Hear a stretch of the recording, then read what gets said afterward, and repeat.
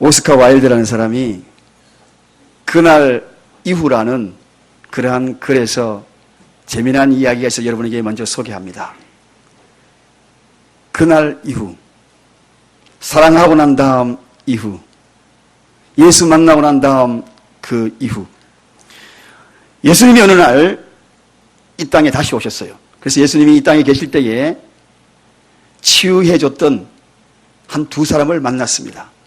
한 사람을 만났는데, 아니, 술 주준뱅이가 되어서 저 구석에서 이 사람 저 사람 가는 사람 시비 걸고 있는 한 사람을 만납니다. 형제여, 어찌하여서 형제는 이 모양 이 꼴이 되었는가? 내가 너에게, 절름발이 너에게 희망을 불어넣어주고 새 소망을 너에게 주어서 치유해 주었건만 어떻게 이렇게 살아가고 있는가? 그렇게 이야기하니까 이 사람이 한 다리 가지고는 돌아다니니까 사람들이 국을 할 때마다 도와줬는데 두 다리 되니까 도와준 사람 아무도 없고 직장 가니까 열심히 일해야 되고 그래서 옛날이 그리워서 그날이 그리워서 지금 이렇게 살아가고 있습니다. 술주전뱅이로 살아가고 있습니다. 예수님이 너무나 가슴 아픈 겁니다. 그리고 다음에 선착장으로 가니까 또 거기도 한 사람이 있는데 피투성이가 되어서 막 싸우고 있는 거예요. 형제여, 당신은 어떻게 이 모양이 되어 있는가? 예수님, 제가 눈이 멀었을 때 예수님이 눈을 고치셨어가지고 눈을 보니까 세상에 꼴불견 사람이 너무 많더라는 겁니다. 그래서 모두가 다 못마땅해. 그리고 그냥 스치고 지나갈 수 없어서 그 사람들과 치고받고 싸우다 보니까 내가 온통 이렇게 상처를 입었습니다. 예수님이 참으로 가슴 아팠다는 것입니다. 그날 이후, 예수를 만난 그날 이후. 여러분은 어떻습니까? 예수 그리스도를 만나고 난 다음에 이 예배당에 발걸음을 옮기고 난 다음에 그분을 영접하고 난 다음에 구원받았다라고 이야기하고 난 다음에 거듭났다라고 이야기하고 난 다음에 그날 그 이후의 삶은 어떻습니까? 저는 오늘 그래서 이 주제를 가지고 말씀을 드리려고 합니다. 그날 이후. 사랑하는 여러분, 은혜를 입은 자들은 반드시 그 은혜를 아는 것이 사람의 도리요. 짐승들도 은혜를 입으면 은혜를 갚으려고 노력을 한 것이 짐승의 속성입니다. 섹스피어가 은혜를 모르는 자식을 둔 사람은 독사에 물려서 고통당하는 것과 마찬가지다. 그렇게 이야기했다고 합니다. 독사에 한번 물리면 얼마나 고통스럽겠어요. 그런데 은혜를 모르는 그러한 자식들, 그 자식을 둔 부모는 독사에 물려서 고통당하는 것과 다를 바가 없다는 것입니다. 요즘 부모의 마음을 찢어놓는 자식들이 너무나 많아요. 부모가 독사에 물린 것처럼 고통당하는 그러한 부모들이 너무나 많다는 것입니다. 그런 자식이 있다는 것은 하루하루 살아가면서 독사에 물려서 살아가는 그런 것과 다를 바가 없다는 거죠. 우리 늘 생각을 해야 할 것이 있습니다. 은혜를 어떻게 은혜로 갚을 수 있는 것인가? 우리가 은혜 받은 다음 그날 이후에 우리가 어떻게 하는가? 오늘 우리는 한 사람을 제가 소개를 할 터인데 그 사람에 들어가기 전에 먼저 이 은혜에 대해서 조금 더 깊이 생각을 해보고자 합니다. 은혜라는 이 말은 구약시대의 은혜라는 그러한 개념으로 이 말씀을 해석하자면 은혜를 입었다. 그런 이야기들이 많이 소개되고 있습니다. 은혜를 입었다는 뜻이 뭔가? 그것은 다른 말로 말씀을 드리려면 예쁘게 봐주었다. 그런 뜻입니다. 예쁘게 봐주었다. 정말 의의가 있어서 그런 것이 아니라 예쁘게 봐주어서 그 사람을 예쁜 것처럼 생각한다는 거죠. 우리 교회에도 손자, 손녀들을 많이 있는 분들이 많습니다. 장로님, 권사님들, 또 집사님들. 어떤 데 보면 너 말 안 들을래? 너 말 안 들을래? 할머니가 이렇게 되면 말 안 들을래? 그래서 또 뒤로 넘어져가지고 그런 애들이 있어요. 그런 거 보면 막 손이 이만큼 올라가다가도 그래도 다시 가슴이 안아요. 왜 그렇습니까? 예쁘게 봐주니까 그런 거예요. 은혜는 뭔가 예쁘게 봐주는 거예요. 예쁘게 봐주어서 그렇지. 오늘 본문에 소개된 이 롯이 성경에 이야기하기를 아브라함을 생각해서 하나님이 롯의 가정을 구원해줬다. 그렇게 성경이 소개하고 있습니다. 아브라함을 통하여서 롯의 가정을 예쁘게 봐주었다는 것입니다. 그래서 은혜를 베풀었다는 겁니다. 그 은혜를 입은 자가 그 은혜를 받고 난 그 다음에 어떻게 되었는가? 그날 이후로 어떻게 되었는가? 여러분, 오늘 이 은혜로 알지 못하는 자들이 너무나 많아요. 그래서 고린도후서 6장 1절에 보면 하나님의 은혜를 헛되이 받지 말자. 하는 말씀이 나옵니다. 하나님의 은혜를 받았으면 그 은혜를 잘 간직하고 그 은혜를 잘 깨달아야 되는데 그 은혜를 헛되이 받는 사람이 너무나 많다는 것입니다. 이 롯의 가정을 구원할 때 하나님이 이끌어냈어요. 아브라함을 생각하사 아브라함의 강청의 중보기도를 통하여서 멸망의 도성, 불타는 그 도성에서, 유황불이 불타는 그 도성에서 그들 가족을 이끌어냈다. 억지로 이끌어냈다 그랬습니다. 그랬음에도 불구하고 그 은혜를 은혜로 간직하지 못하는 그러한 이 가정을 바라보면서 오늘도 그 누군가의 손에 이끌려서 은혜의 자리에 와 있는 분이 계셔요. 억지로 하나님이 구원하셔서 이 자리에서 하나님의 은혜를 삼아 또 10년 전, 20년 전에 그러한 모습으로 구원받은 분들이 참 많습니다. 그렇다면 여러분, 그날 이후에 여러분의 삶은 어떻게 되었습니까? 그날 이후에 뭔가 여러분의 삶에 변화가 왔나요? 오늘 이 롯은 그날 그 이후의 삶에 하나님의 가슴을 마치 독사에 물려가지고 아프게 하듯 그 아픈 모습으로 그 흔적을 남겼던 이가 바로 롯이었다는 것입니다. 롯은 넘치는 하나님의 은혜를 받았지만, 그리고 망하지 않았지만 그는 살아있는 그 이유를 망각하는 그러한 모습으로 전락해버린, 하나님의 은혜를 업신여기고 짓밟아버린 그런 삶을 살았다는 것입니다. 저는 오늘 이 말씀을 전하면서 저도 하나님께서 저에게 베풀으신 은혜를 생각합니다. 그리고 구원받은 그 사건을 기억합니다. 그러면서 잊혀졌던 그날 이후의 삶을 재정리하여서 다시 여러분과 함께 이 당시 상황으로 다시 돌아가서 롯을 바라보면서 우리도 그날 이후의 삶을 재정비해 나가는 그러한 시간이 되기를 주님의 이름으로 간절히 축원드립니다. 그날 이후, 그렇다면 오늘 이 롯이 멸망의 도성에서 구원받고 난 다음에 그날 이후에 그가 했어야 될 일이 뭔가, 그리고 저와 여러분들이 하나님의 은혜로서 구원받고 난 다음에 그날 이후로 해야 될 일이 뭔가, 그것은 첫 번째, 감동과 감격이 끊어지지 말아야 한다. 할렐루야. 감격이 있어야 되고 감동이 있어야 된다. 그날 이후, 구원받은 그 사건 그 이후로 사라졌던 감격과 감동을 오늘 이 시간에 다시 한번 회복하기를 바랍니다. 저는 눈 닦고 봐도 이 롯이 아브라함을 생각하사 하나님이 그의 가정을 구원해 주었지만 감동했다는 이야기는 전혀 기록이 없습니다. 감격했다는 이야기 전혀 없습니다. 감동이 뭔가? 사전을 찾아보니까 크게 마음을 느끼는 것, 크게 마음을 느끼게 되어서 마음이 막 움직여지는 것. 오늘 하나님께서 저와 여러분을 구원해 주는 이 사건을 크게 마음이 움직여지십니까? 크게 마음이 움직여지십니까?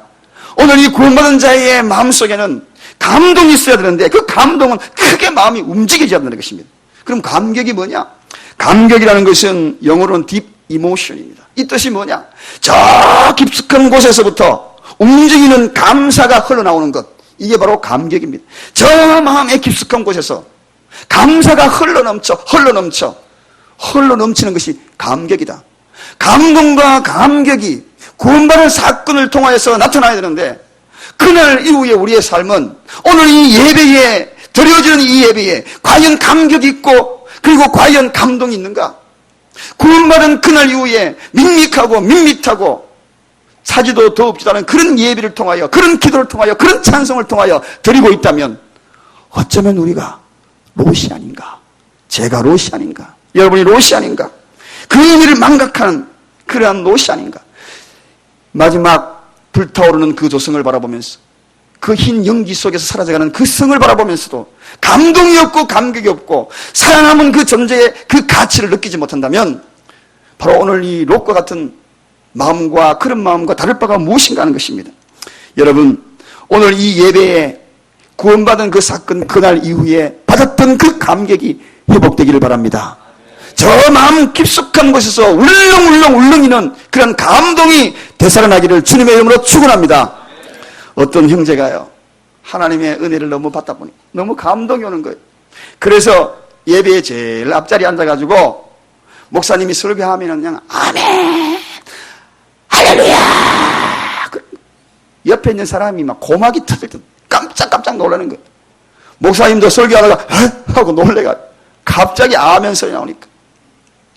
그래서 성도님이 건의를 한 겁니다. 목사님, 저 앞에 있는 저 형제님 때문에 저 예배 시간에 설교 시간에 특히나 깜짝 놀라니까 적당한 소리로 좀 아멘하고 할렐루야 하도록 목사님 좀 말씀해 주시면 안 돼요?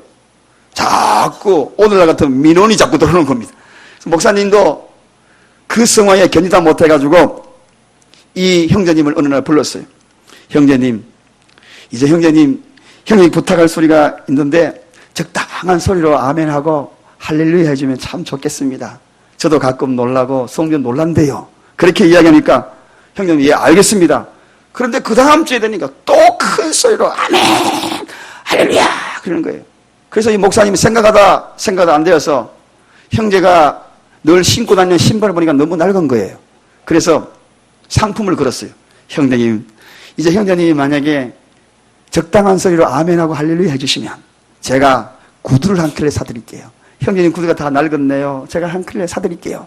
그렇게 이야기하니까 이 형제가 하는 이야기가 곰곰이 생각하는 겁니다. 이왕에 사줄 바에야 제가 백구두 신고 싶습니다. 그런 거예요. 그래서 이 목사님이 알겠어요. 그러면은 제가 형제님이 적당한 소리 하면 제가 백구두를 사드릴게요. 그 다음 주일이 되었어요. 그래서 이 목사님이 그 다음 주일에 설교하는 제목이 무엇이었느냐 하면 하나님의 은혜였어요. 하나님의 은혜는 너무나 큽니다. 나를 위해 희생하시고 나를 위하여 모든 걸 쏟았었어요. 그분의 은혜를 생각하면 가슴이 벅차오르 감동이 있습니다. 감격이 있습니다. 라고 설교하니까 갑자기 제일 앞에 왔던 이 형제가 큰 소리로 이야기합니다. 백구두가 문제야. 나는 백구두 필요 없어. 할렐루야 아멘 그러더래요. 백구두가 뭐냐고. 하나님의 은혜가 너무나 큰데 백구두가 뭐냐고. 오늘 우리 교회도 이런 형제님 같은 분이 계시면 좋겠습니다. 목사님이 그 이야기를 듣고 회개했대요. 하나님의 은혜가 저처럼 큰데 백구두가 문제냐고. 지금 성도님들이 회개했대요. 하나님의 은혜가 이토록 큰데 지금 백구두가 문제냐고. 그래서 그 교회가 아멘 소리, 할렐루야 소리가 넘치고 넘친답니다. 다 같이 따라합시다. 백구두가 문제냐? 하나님의 은혜가 너무나 큰데.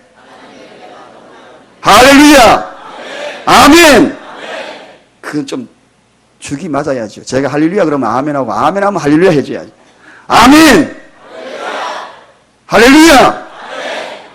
이렇게 먹으면 이빨이 맞아야지. 여러분 그렇습니다. 백구두가 문제입니까 지금? 그래서 그 교회가 아멘이 우렁차고요. 은혜가 넘치나더라는 것입니다. 사랑하는 여러분, 감동입니다. 하나님의 은혜가 그토록 큰데 견딜 수 없는데 우리나라 사람들은 이 표현의 감각이 약간 무디어요. 사랑의 표현도 무디고. 그래서요, 무딘 그 표현으로 그 표현하는 것이 굉장히 좀 어색해요. 그래서 우리가 아멘도요, 아멘, 감사합니다. 심지어 일어서서 할렐루야 하시는 분도 종종 있기를 바랍니다. 아멘 크게 하시는 분 한번 보겠습니다. 아멘하고 일어설 수 있는 그러한 배짱도 있어야죠. 여러분 그렇습니다. 감동이 넘치는데 일어서는 게 문제입니까? 뛰고 찬양하는 게 문제겠어요? 두 손 들고 찬양하는 것이 문제겠어요? 감격이 있고 감동이 있는데 저 딥 이모션, 저 속에서 깊은 것이 뭔가 꿈틀거리고 올라오는데 저 유황불에서 멸망하는 그 순간에 나를 구원시켜 주셨는데, 십자가의 은혜로 나를 구원시켜 주셨는데, 영불에서 영생으로 옮겨 주셨는데, 할렐루야. 그렇습니다. 여러분, 저는 죽을 뻔을 2번 당했다라고 말씀을 드린 적이 있습니다. 한 번은 지뢰 사건으로 죽을 뻔했고, 한 번은 교통사고 나서 차가 그냥 떨어졌는데 나무의 가지에 걸려가지고, 절벽 낭떠러지에 걸려가지고 거기에서 아슬아슬하게 살아난 적이 있습니다. 그때에 제가 생각한 것이 있어요. 언뜻 우리 부모님의 얼굴이 싹 스치고 가는데 그 얼굴이 기도하는 얼굴이 스치고 지나갔다 그랬습니다. 기도하는 얼굴. 그 생각했어요. 왜 그 얼굴이 스치고 지나갈까? 그 순간에 깨달은 것이 있습니다. 야, 너 때문에 살준 것이 아니다. 너를 이쁘게 봐준 거야. 너 부모를 생각하사, 너 부모가 새벽마다 눈물 뿌리며 기도하는 것을 생각하사 너를 이쁘게 봐줬어. 너를 구원하고 생명을 연장시켜 준 거야. 그때 깨달았어. 하나님 감사합니다. 그러면서 그 감격이 있었어요. 지금부터 나는 열심히 살아야지. 감동과 감격으로 살아야지. 그랬는데 시간이 지나고 나니까요, 잊혀지더라고요. 오늘 저는 이 말씀을 전하면서 하나님이 덤으로 저에게 인생 주신 것, 30년 전에 그 사건이 일어났다 할지라도 덤으로 저에게 인생을 주신 것, 저도 회복하기를 원합니다. 그날 이후에 나에게 육체의 생명을 연장시켜 주시고 또 다른 기회를 부여해 주신 하나님, 그 하나님 앞에 그날 이후의 삶을 재정리합니다. 여러분들은 어떻습니까? 하나님이 여러분을 구원하여 주신 그날 이후의 삶을 재정리하여서 감동과 감격을 회복하는 귀한 시간 되기를 주님의 이름으로 다시 한번 축원드립니다. 오늘 이 롯은 서알에서 30절에 보니까 두 딸과 함께 산으로 도망갔다는 이야기는 있어도 감동이 없습니다.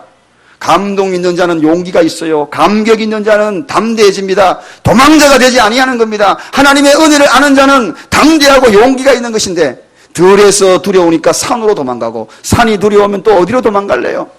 오늘 어디로 도망갈래요? 하나님의 은혜에 풍성하고 하나님의 은혜에 감격과 감동이 있는 분은 어느 곳에 있다 할지라도 소돔과 고모라 성에서도 구원하시고 강제로 이끌으신 하나님의 은혜가 우리와 함께하여 주시고 담대한 그 마음과 그 믿음을 가지게 될 줄로 믿습니다. 롯이 그걸 다 잃어버리니까 두려움밖에 더 있겠습니까? 두 번째입니다. 롯은 소돔과 고모라에서 탈출한 그날 이후에 어떻게 됐는가? 그렇다면 적어도 하나님이 그에게 베풀어 주셨다면 소돔과 고모라의 삶을 정리해야지요. 그 위에 살았던 과거의 흔적들을 지워야지요. 하나님의 은혜에 지우개로 지워야지요. 그럼에도 불구하고 그는 지우지 못했어요. 절제라는 것입니다.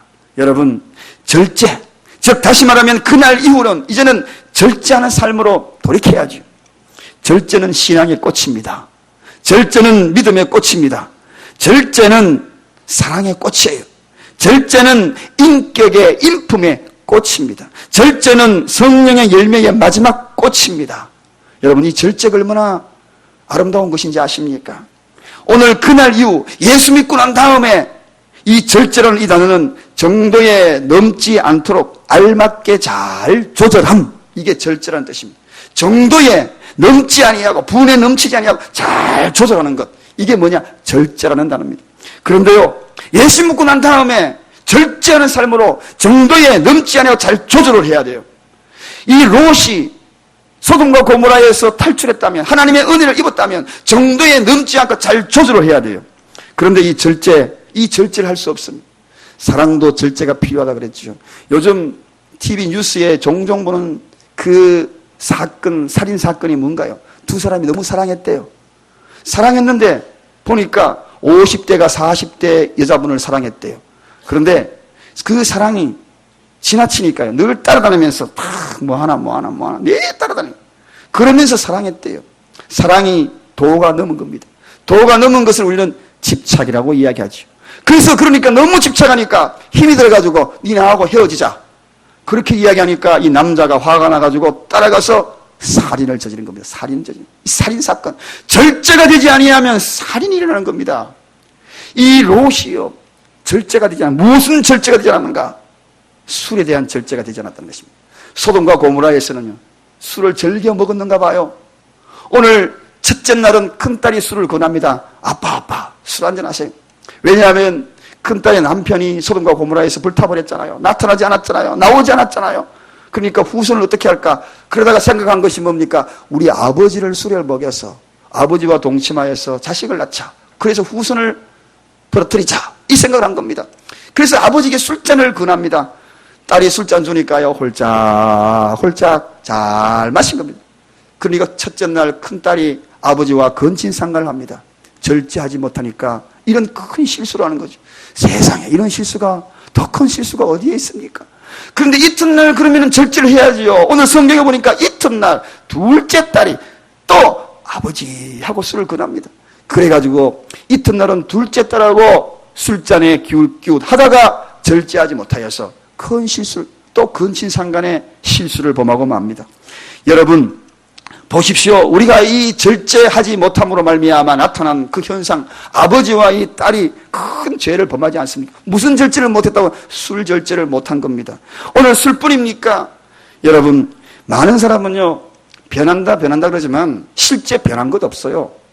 성품 절대로 안 변해요. 피, 그 아버지의 그 피 변하겠어요? 절대로 안 변해요. 그런데 무엇으로 그걸 극복합니까? 절제입니다. 할렐루야. 예수 믿고 변했대요. 뭐가 변했어요? 뭐가 변했어요? 변한 게 아니고 성령의 절제의 열매로 그것을 다스리는 거죠. 다스리는. 저도 솔직히 성격이 굉장히 급해요. 그런데 순간순간 옛날 그 모습으로 돌아간다 그러면 굉장히 급한 성격이 드러날 거예요. 그때마다 절제, 분내려 그러다가 화내려 그러다가 이 속에 화가 없는 게 아니에요. 이 속에 꿈틀거려요. 그런데 그 꿈틀거리는 그 화를 절제의 영으로, 성령의 절제의 영으로, 성령의 절제의 칼로, 성령의 절제의 능력으로 그걸 다스리는 것 뿐입니다. 할렐루야. 우리가 그렇습니다. 예수 믿고 난 그날 다음에, 그날 이후로 절제의 은혜가 여러분에게 있기를 바랍니다. 예수 믿기 전에도 절제 못하고 예수 믿고 난 다음에도 절제 못하고 그게 아닙니다. 오늘 성경은 이야기합니다. 바로 이 롯은 절제 못하였기 때문에 망한 거예요. 저희 어머니가 B형이고 아버지가 A형이 두 분이 만나서 사랑을 하여서 제가 AB형이 태어났습니다. 제가 AB형이 빼도 박도 못해요. AB형. 어느 날 갑자기 제가 O형이라 A형, B형 만나면 다 혈액형이 태어나요. 그런데 엉뚱한 혈액형이 또 태어났다. 그러면 아마 난리가 날 겁니다. 저 자식이 내 자식인가. 저희 어머니가 늘 바로 위에 있는 형님하고 나이 차이가 많이 나다 보니까 저에게 하는 이야기가 너는 논밭에 주워온지도 모른다. 저 대나무밭에 주워왔다. 그럴 때마다 정말 내가 우리 아버지 어머니 맞는 걸까? 자식이 맞는 걸까? 그러나 나중에 배우고 보니까 분명하더라고요. DNA 조사해보면 확실히 압니다. 그거 변치 않아요. 그렇지만 절제로서 다스려지는 것이죠. 절제로서. 저희 아버지도 성격이 불같아요. 그래서 저에게 하는 이야기가 아들아, 네가 사랑도 많고 정도 많지만 불같은 성격 못 다스리면 너는 목회 실패할 거야. 그런 이야기를 하더라고요. 그래서 저는 그 마음을 늘 가슴에 안았습니다. 절제해야지. 화 올라오더라도 다 절제해야지. 하나님 나를 다스리는 절제의 영을 허락하여 달라고. 그렇게 하니까 그것이요 저를 이기게 만들고 저를 다스리게 만들고 옛날 같으면은 얼마나 제 아내하고 그냥 싸우더라도 가만히 안 있었어요. 결혼 초창기예요. 목회하기 전에 제가 말씀을 드렸잖아요. 의자 우리 집에 남는 거 100개 없었어요. 전화기 몇 개 부러뜨려. 제가 안 그래 보이죠. 그래서 성질 더러워요. 그런데 하나님이 은혜를 깨닫고 아버지가 일러주신 그 말씀 깨닫고 절제의 영이 들어오니까 그때 그것이 얼마나 가슴 아픈지 얼마나 잘못했는지 이리 봐도 이쁘고 저리 봐도 이쁜 행동을 내가 왜 그렇게 그냥 못한다고 그냥 혼만 내었을까. 사랑하는 여러분, 오늘도 우리는 이 절제인 우리가 가야 될 곳 가지 아니하고 머물러야 될 곳 머무르지 아니하고 앉아야 될 곳 앉지 아니하고 먹고 싶은 것 먹지 아니하고 보고 싶은 것 보지 아니하고 그것을 다스릴 수 있는 이 절제, 바로 이것을 실패했던 롯이 이것을 실패했다는 것입니다. 예수 믿고 난 다음에 그날 이후 구원받고 난 다음에 그날 이후 무엇인가 달라져야 되는데 무엇이 달라지는가? 절제할 수 있는 그러한 은혜가 달라짐의 근원이 되기를 주님의 이름으로 축원합니다. 변화 다른 것이 아닙니다. 절제할 때 변화되는 것이죠. 오늘도 이러한 무너진 롯을 바라보면서 이러한 절제가 우리에게 있기를 바랍니다. 부모도요, 훈계한다고 자식 불러놓고 이야기하고 절제 못하면은 잔소리가 돼가지고 반항감만 생기는 겁니다. 아무리 명연설이라도 오래 하면은 지루함을 느낍니다. 설교 아무리 잘해도 2시간, 3시간 하면은요, 나중에 지루함을 느낍니다. 적당하게 조절할 줄 아는 것이 굉장히, 기도할 때도 막 기도가 청산 뉴스처럼 나와도 대표 기도 한 10분 가버리면 다 잠들어 버릴 겁니다. 절제할 수 있는, 얼마나 중요한지 모른다는 것입니다. 여러분, 세상 사람 모두가 다 절제로서 보호받고 절제로서 그 사람의 성공의 여부가 나타나는 것입니다. 낚시 좋아하시는 분 계십니다. 사흘도록 낚시 가요. 절제가 안 돼. 밤에도 가고 시간 나면 가고. 제가 알고 있는 분도 오래전에 낚시를 너무 좋아했어요. 그런데 낚시 좋아하는 그분이 어느 날 바람 부는 날 낚시하러 갔다가 영원히 돌아오지 않았어요. 절제가 안 됐기 때문에 그렇습니다. 여러분, 맛있다고 시도 때도 없이 계속 드셔보셔요. 나중에 내 몸이 어떻게 되는가? 절제입니다. 어떤 분들은요, 은혜 받았다고 절제가 안 되는 분이 있어요. 은혜도 절제가 안 돼요. 은혜도 절제를 잘해야 돼요. 은혜 받을수록 절제가 잘 되면 소리 없이 굴러가는 겁니다. 지성, 감정, 의지를 잘 다스려가지고 마치 돌자각빛도 위로 걸어가는 것이 아니라, 굴러가는 것이 아니라 아스팔트 위로 굴러가서 소리가 없이 잘 굴러가는, 은혜 받으면서 시끄럽게 은혜 받은 분 계시죠? 종종 우리 교회는 없습니다만 저 부산에 가면 그런 분 참 많아요. 은혜 받으면은 늘 기도원이가 살아. 가정도 안 돌보고 그냥 집에는 설거지 할 거 이만큼 쌓아놓고 빨래, 냉장고 안에 세탁기에 그냥 잔뜩 넣어놓고 곰팡이 쓸 정도로 쌓아놓고 은혜 받는 거 그거 절제해야 돼요. 잘 절제해야 돼요. 가정도 잘 돌보고, 예? 남편 밥도 잘 해주고, 이게 은혜 받은 증거지. 은혜 받았다고 해서 이리저리 뛰어다니고 그냥 온갖 부엌에는 다 다니면서 집에 가보면 엉망진창. 절제가 돼야 절제가.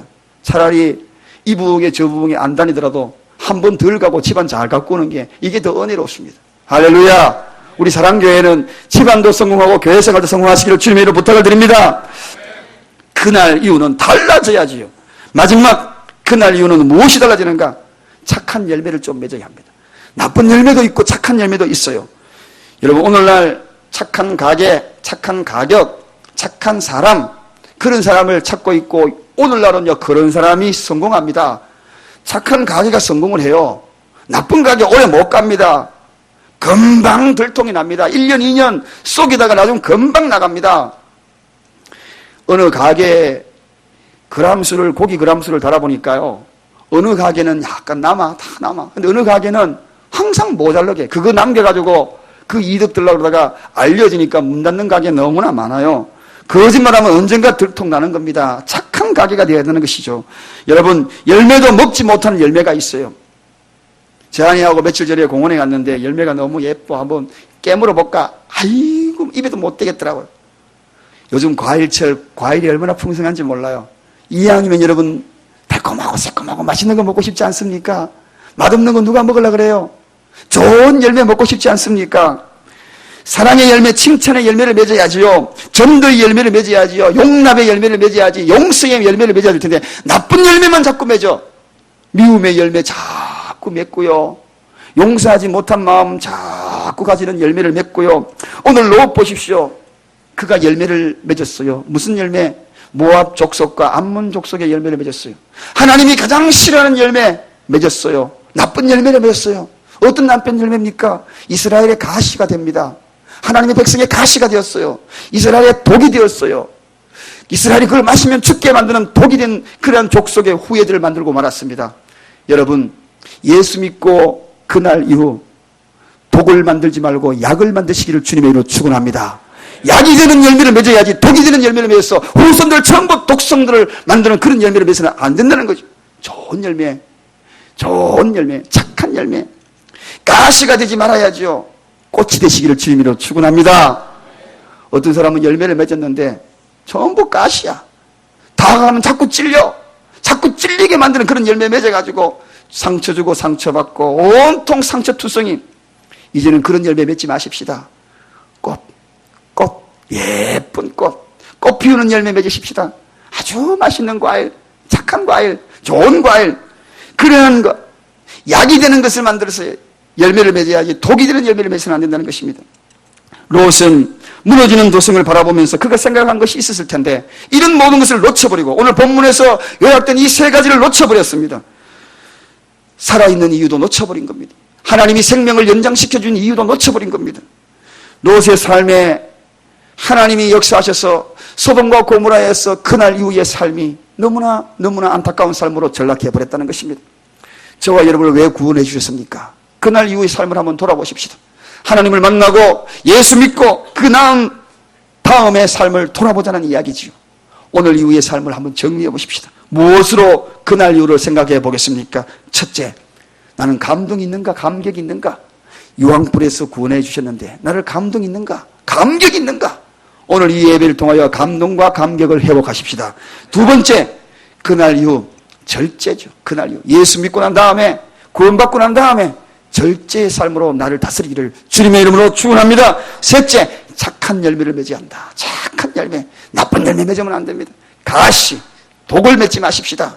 꽃을 피우고 그리고 약이 되는 그러한 열매를 맺어서 모두가 풍성해지는 그러한 은혜를 함께 누리는 저와 여러분이 되시기를 주님의 이름으로 간절히 축원드립니다. 기도하겠습니다.